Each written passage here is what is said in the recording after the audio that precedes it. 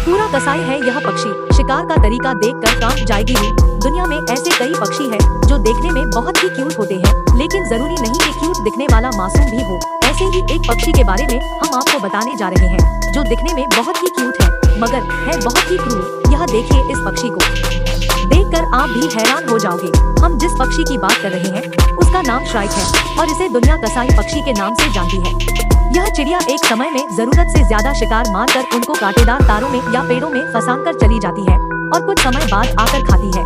ऐसा वह इसलिए करती है क्योंकि अगर उसमें जहर भी है तो वह खत्म हो जाए। अब इस वीडियो में ही देखिए कैसे यह शिकार को बेरहमी से मौत के घाट उतार रही है।